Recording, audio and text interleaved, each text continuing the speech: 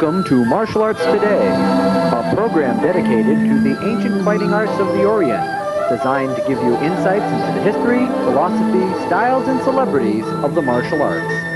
And now, your host, Joe Rebelo. Hi, this is Joe Rebelo for Martial Arts Today, and we're here at the Grand Ballroom at the Holiday Inn in downtown Providence, getting ready for a seminar featuring Chris Casamassa. Chris, a national forms and weapons champion, is going to be demonstrating a seminar on championship kata, championship form. Mr. Casamassa, who's also involved with Red Dragon Karate, will also be one of the stars of the new upcoming film Mortal Kombat, where he's portraying the character Scorpion. So we're looking forward to a great interview as well as a great seminar with Chris Casamassa here at the evenings of the Ocean State Grand National Karate Championships. We'll be back with more action. Hi, this is Joe Rebelo back at the Holiday Inn in downtown Providence, where we're here with a very special guest, Mr. Pat Johnson, a fight choreographer for such films as the Karate Kid series, also the Tennage Mutant Ninja Turtles series, and now the fight choreographer for the brand new film Mortal Kombat. Again, Mr. Johnson, it's a pleasure meeting you once again. Thank you, Joe. It's good to be here again. Sir, again, so many people have asked since our last episode, when they found out that you were going to be the featured choreographer for the new film Mortal Kombat, many people would come up to me and ask me, well, when are we going to find out more about the film? When are we going to find out more about Mortal Kombat? And now as, again, part two of our adventure, tell us a little bit about what it was like to be the fight choreographer and the incredible effort that went into making Mortal Kombat. First of all, normally when I do a martial arts film, I'm given a bunch of actors because Hollywood thinks in terms of acting ability first, martial arts ability second. And I will train those people, teach them just the things they need to know to put on the screen because I have a short time to work with them usually. And, you know, the films come out pretty good. Certainly in the first Karate Kid film, we had 8 principals in the film, and only one of them knew martial arts before we started, and the film grossed $100 million, which was, at the time, the top-grossing martial arts film of all time. Anyway, the difference with Mortal Kombat is I was given a bunch of great martial artists. I was allowed to select, and the results, I feel, the top 4 grossing martial arts films of all time are films that I've done. I feel that Mortal Kombat is going to outgross all of them. I think it will probably make $150 million or more. And it's, again, primarily talents like Chris Casamassa, Hakeem Alston, people of that caliber, Ernest Hart, Danny Lopez, some really top martial artists, Richie Brandon. Now, that also reminds me that several of the actors also, for instance, Shang Tsung, which is portrayed by Cary Hiroyuki Tagawa, he's had some martial arts training. Christopher Lambert, who plays Raiden, has also had some experience through, again, films like Highlander and The Hunted. But again, as you mentioned, it is really a martial artist's dream film. Again, some of the various principles that you were involved in, how did you put the choreography together with such diversified martial artists? That was a pleasure. It was really easy. The bigger variety of talent I have, the more I can expand in my work and choreography. It's like giving me carte blanche when I have all of this talent. But I try to make each fight scene different and unique. There's a fight scene in which Liu Kang has to fight Sub-Zero. That particular film I made very gymnastic. I have in fact, I had to get a stunt double I shouldn't say that in public, but I got a stunt double for the martial artist, and we did a lot of flipping, had a guy run up a wall and do a backflip off a wall, all of that type of stuff. And there was one fight scene in which Liu Kang, who was played by Robin Shou, a very talented actor and martial artist, he had to fight Princess Katana, who was a very lovely lady. In fact, she appeared in the last Sports Illustrated swimsuit issue. A very attractive girl. And there was supposed to be a little magic between them, a little good stuff going on. So they had to fight in the tournament. So I had to make that fight very sexy and very sensuous, which I was able to do, again, because of the talent of the people that I had to work with. But it's really terrific. It was rather unique for me. Well, that's what I find that intrigues me most of all about the way that you set up your choreography. That it works on multiple levels. That it's not just the classic punch, kick, okay, take the guy down type of choreography. That it works on a mental and psychological level as well. Now again, you know, we've talked about some of the people involved. What are some of the other features that you really felt that when you looked at a particular fight scene and you said, that's it, that's what I really wanted to put forth? Again, everyone's talked about the fight scene with Liu Kang and Sub-Zero. Everyone talks about the running up the circular arch, and again, that's only a preview. How do you choreograph something? Again, everyone's talking about GORO. That this new mechanization to the saying, again, over $1 million. How do you put choreography to something like that? That was probably the most difficult fight scene of the whole thing. He had to fight a guy named Art Lean and then later Johnny Cage. The gentleman who was in the GORO suit, a guy named Tom Woodruff, actually owns the company called ADI, Amalgamated Dynamics Incorporated. They did all of the animatronics for Wolf, for the Santa Claus, a number of that type of thing.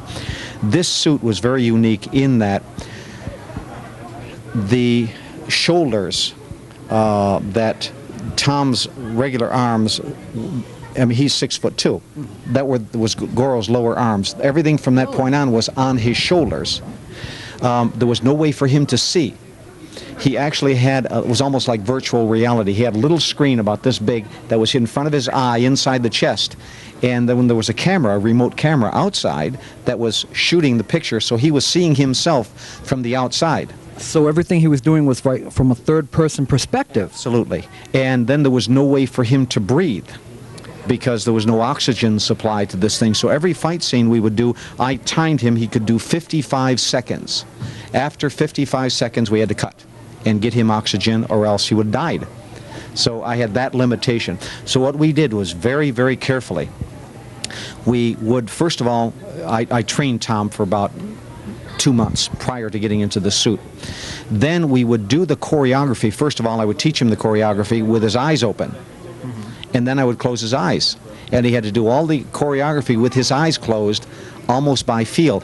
And it was very important for the actor he was working with to find him and make sure he was at the spot when a swing came, that he was going to be there at that spot. So the coordination between the opponent and GORO was very important. It took a great deal of time, but we made it work. That's incredible. I mean, I thought when we had talked about the Teenage Mutant Ninja Turtles suits and, you know, how they could only be in there 20 minutes, but only 55 seconds. 55 seconds and then a cut. How long did it take to shoot a fight scene with something like that? It took us, Garth, what did we do, about 5 days, I think, on that one fight scene in the throne room? Yeah, about 5 days just to do one fight scene that lasted, I think, 1 minute and 20 seconds on the screen. It took us 5 days. Incredible.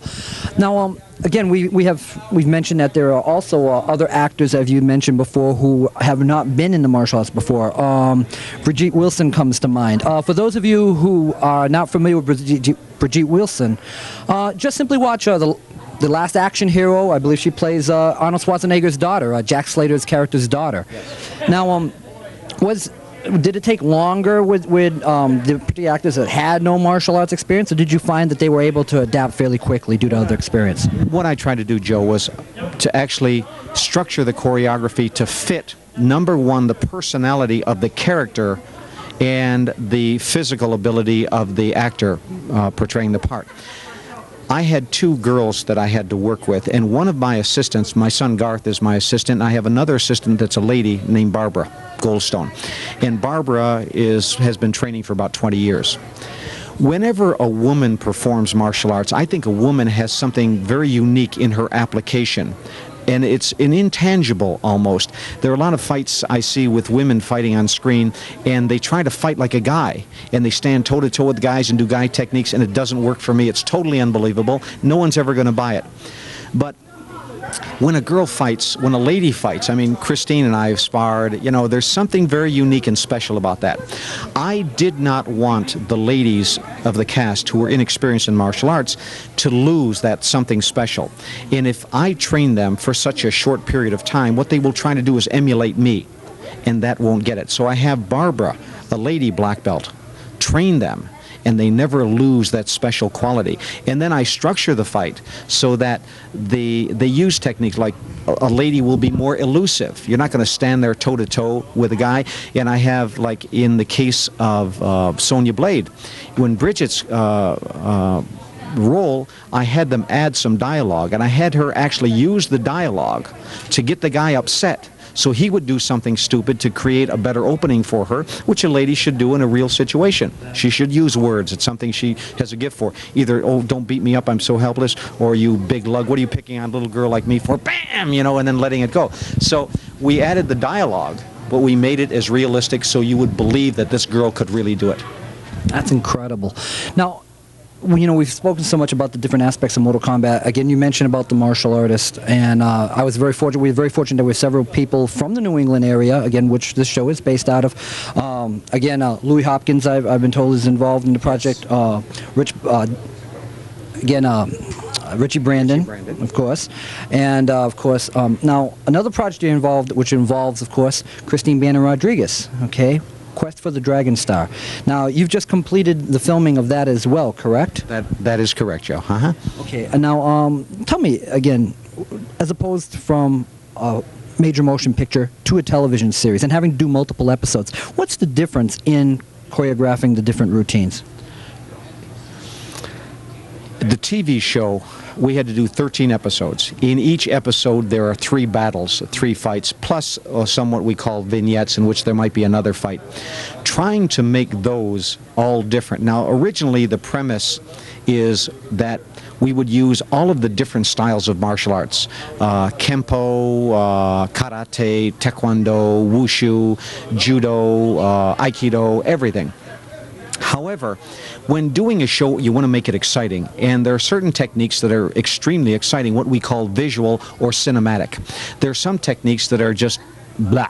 They may be effective and terrific. For example, if you take the Gracie-style jiu-jitsu, you get 2 guys laying on the ground, rolling around, trying to grapple each other. It may be very effective in a one-on-one street fight, but it doesn't work for film.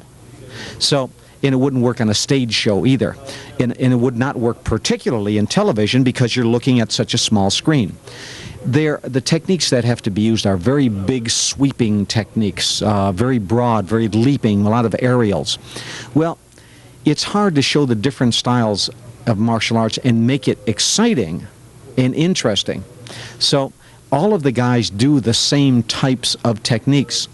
So the trick then is to get them to apply those same techniques in a different way, off of different stances, off of different techniques, and utilizing the sets that have been built so that even though we see a tornado kick, we may see it 100 times during the course of the show, but every time it looks different because it's applied a little bit differently in a different setting by a different person, maybe jumping off a table, jumping off a case, swinging around a pole, some way to make it different. It was difficult, but I think it's going to be terrific. Again, it's going to be terrific because of the martial artists involved.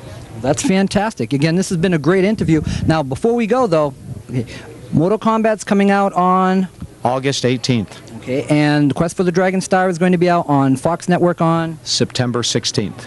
So, and then one other thing I should mention is I am also involved now, Garth and I and Barbara are involved in doing the Mortal Kombat Road Tour, which we are putting together, which will open at Radio City Music Hall on the East Coast on September 14th. The West Coast will open a week later at the Forum, and we'll do a 184-city tour around the country. Again, some of these very same martial artists, Hakeem, Chris, Christine, will be in the road show, and it's going to be terrific. Oh, we've definitely got to talk to you about that in the future. And before we go, Garth, come here. We've got to introduce you to another member of the Johnson family. Come on in here. This is Garth. Now tell me, Garth, we were talking earlier about one of the in-fight scenes, and I want you to look for this. Now, this is in the pilot. Okay, now you had a rather spectacular stunt that your father had choreographed. Want to explain that a little bit to the audience? Well, I was fighting Chris Casamassa, which was the Red Dragon. And we were up on top of a little waterfall scene, and he throws a round kick at me, I believe, and I jump off, and I do a spectacular splash into the water. Well, that's going to be one of the highlights of Quest for the Dragon Star, so watch for it. And with Pat and Garth Johnson, this is Joe Rebelo. Stay tuned for more Martial Arts Today.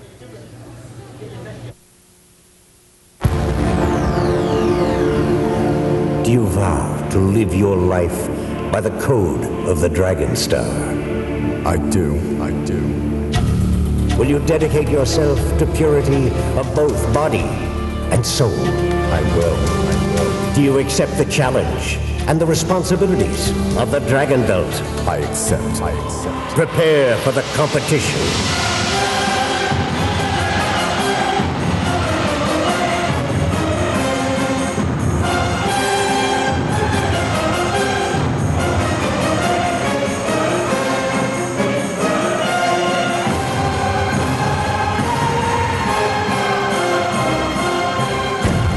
Behold the world's greatest martial artists. They come from completely different cultures, different disciplines. United together before the World Martial Arts Council, they share an unrelenting passion for its ultimate reward.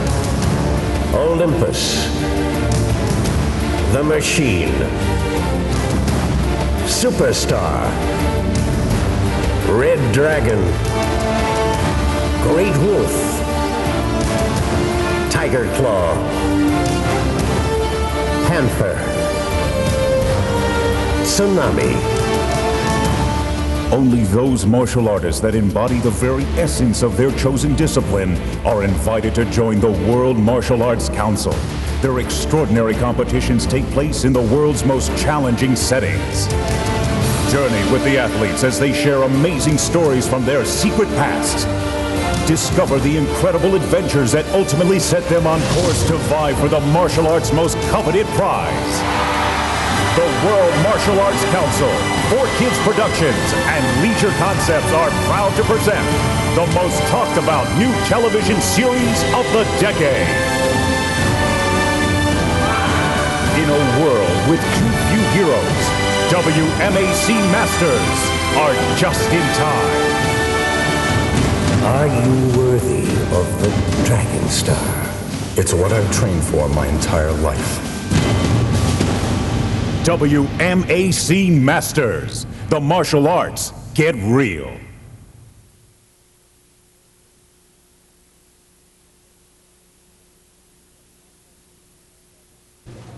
Hi, and we're back here at Martial Arts Today with more martial arts action here at the Holiday Inn in Providence. And we're here with a very special guest, Mr. Chris Casamassa. Mr. Casamassa has just demonstrated one of the, in my opinion, one of the premier kids seminars, but not just a kids seminar, but on championship kata and championship attitude. First of all, Chris, it's a pleasure meeting you. It's nice meeting you. Thanks. Now, Chris, first of all, let's start at the beginning. How did you begin in the martial arts? My dad actually got me into martial arts because he started when he was in the military, stationed over in Japan and Okinawa. And when I was 4 years old, I started training. So I don't really remember wearing a diaper, just kind of a karate uniform. Now, your father created a very innovative system, a Red Dragon Karate. Can you explain to the audience a little bit what Red Dragon Karate is? Yeah, Red Dragon Karate is a combination of the 7 major styles of martial arts. And we've done, what my dad's done is taken what he feels is the best moves and techniques from each style that he has learned and put them together. And so basically it's American karate because it combines all the Oriental arts. Now, how long have you been involved? Now, if you don't mind my asking again, for once I can ask someone's age and not be worried about it. How old are you, and how long have you been involved in the martial arts? Well, I just turned 30, so I'm 30. But I've been involved since I was 4 years old, so 26 years now. Oh, that's incredible. Now, what made you first get involved in tournament karate? It was a goal of mine. It was something I wanted to do. I had competed off and on as a kid, but when I became an adult division, 18 years old, I just set a goal for myself that I wanted to be a nationally rated competitor, and just went on to try and do that. Now, you've had quite a career as a tournament competitor. What are your credentials as far as championships in the past through different organizations?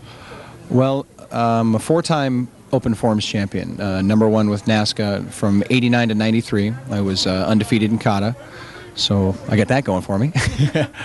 And then I was a national weapons champion in '92, and I was ranked the #5 light middleweight fighter. So again, you're a triple crown player. In other words, you've done fighting forms and weapons. Now, again, after your tournament career, you started getting involved in feature films and different roles. How did that all start up? Well, it's the same thing. It's just because of the way I was brought up is very goal-oriented, you know, set a goal and then go for it. And so once I achieved my goals in the martial arts competition world, I set my sights on the next step, which for me was to try and get into films and acting. And so I signed up for acting classes, and it's a whole other art form. I mean, acting's tough, and it's really hard to do. So I started taking classes and going to auditions and doing the regular, the standard Hollywood routine. And I was lucky enough to land my first role, which was in a film called Shoot Fighter. And I was in that with a good friend of mine, Mike Bernardo. And we had a lot of fun doing that. And you learn a lot of things when you're on a film like that. But Pat Johnson, who choreographed that, along with most of the major martial arts movies in Hollywood, was real inspirational to us. And he really helped us out a lot, showing us, a lot of film technique. Now, since your role in Shoot Fighter, again, your latest major role is again as Scorpion in the new film Mortal Kombat. Could you tell us a little bit about that role? Yeah, Scorpion is it's a total different change-up for me because I play a real evil bad character, and I'm usually a nice guy, but it's a good role, and it's a major role of the film. And I had originally gone into audition for a smaller part, and I was just at the right place at the right time. The producer and the director were there the day of my audition. They liked what I saw, asked me to come back a couple times, and I didn't know why, because it was just for a small little bit part. And then finally they told me that the role of Scorpion was open. So I just kind of gave it my all, and they decided to go with me. Now, how long were you shooting on the film? Well, I was originally scheduled to shoot for about 2 weeks, but I ended up being on the film for about 2.5 months. So for about 10 weeks, we were working on the film. And just because they kept adding more stuff for me, which was really neat, because originally I had the character written as a smaller role. But I guess they liked what they saw, and they liked what I was doing, so they kept putting more stuff in and adding more fights. So it was really a lot of fun. Oh, that's fantastic. Now, again, after Mortal Kombat, or I should say before, depending how we're dealing as far as your television career, you're one of the main characters, one of the major characters involved with the brand new series, WMAC Masters Quest for the Dragon Star. Now, how did that come about? Well, once again, I owe a lot of that to Pat Johnson, because he was choreographing on that, called us in, and they had scouted a lot of the karate tournaments. When the last year that I competed, which was '93, they had scouts from this television company going out and filming, the top martial artists, and they were, looking at myself and Mike Bernardo, Hakeem Alston. And so when the show finally came about, they called us. They brought in Pat, who called us again. So it was really a nice opportunity to have, and now we're shooting a weekly television show. Now, it's very intriguing that your particular character is really a salute not only to your father, but to your style in which you portray the Red Dragon. How's that feel? Well, that feels great. It's a good plug for the schools, so my dad will be happy. But, they asked what kind of nickname we wanted to have, and my nickname was Mr. Red Dragon, because I've really... I've been doing that all my life, and I'm really happy with that style. I've studied other styles of martial arts, and I just really like it, and so it was a natural choice for me. Excellent. So, again, in the future, we're looking forward to seeing Red Dragon action figures and the entire line of Red Dragon merchandise through Quest of Dragon Star. What's it going to feel like having your own action figure? Well, it's definitely strange looking at it, because I've seen the prototype for the doll, and it looks just like me, but it's just 8 inches tall, and so it's just a little guy like that there. But it's definitely strange, but at the same time, it's a really nice feeling to know that... I mean, it's going to push us up a lot of big celebrity status, so it feels good. I was going to say, I mean, this is really the first, besides, of course, films like or a series like the Mighty Morphin Power Rangers, etc. But this is really the first series that's really being depicted by American martial artists, and it's got a major backer behind it, and again, a complete line of merchandising. So you're really bringing the martial arts into the 21st century. What's it like being in that type of role? Well, it's really nice in the fact that we get to show the positive side of martial arts. Especially with the Power Rangers taking a lot of flack over the violence and things. Although we compete against each other in this television show, there's always a moral and a reason behind what we do, and we only use it to compete. We don't use it to go out and beat people up or fight. So we try and show the positive side of the martial arts, because a lot of the martial arts films give it a bad rap sometimes because it just depicts all the violence, and there's never a moral that goes along with it. And martial arts is an art form, and there's a lot of philosophy that is with the martial arts. That's fantastic. Well, I always ask different questions of my guests, and always try to find a unique question. Again, your father has created Red Dragon Karate. How do you feel being basically the inheritor of the Casamassa and Red Dragon Karate legacy? Probably the same way that Dr. Jigoro Kano's kid felt, since he was the founder of judo, and his son Risei Kano, who inherited that. So it's a nice feeling, and I want to help my dad make our organization, our system grow and prosper into the next century. So it's a good feeling. It's a little like, feel like royalty almost sometimes. So it's nice. Well, there you have it. And again, we'll be back with more martial arts action here on Martial Arts Today. Thank you very much, sir. Back.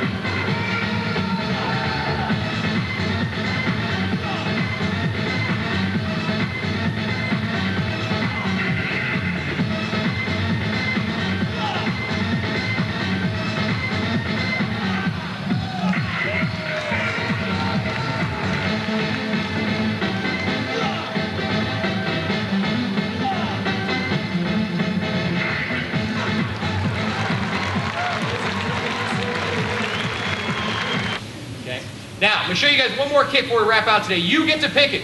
It's democratic. You actually get to vote on what move you want to learn. Do you want to do a tornado kick or a jump spinning split kick? What do they look like? I'll tell you what. I'll show them both to you, then you can pick. All right, here we go. Tornado kick.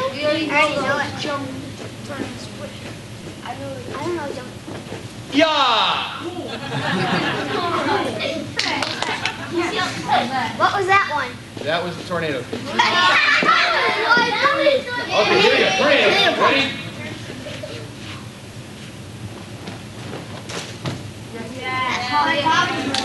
Okay. Jump spinning split kick. Yeah! No? Okay, jump spinning split kick.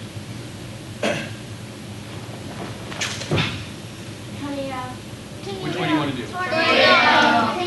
Oh, you think that was easier, don't you?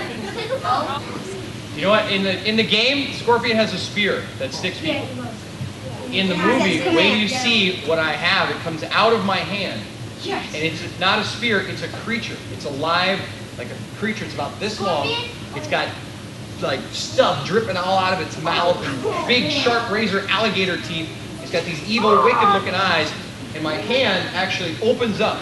And this thing comes out of my hand and chases people and bites them, pulls them in, so I can say, get over here, crack, and give them the uppercut. It is wicked looking. T-O-R-O. I can't even jump and check my hand. I can't even touch that one. Tori, you're going back up. Tori. No, the R-E-B. Come on, that's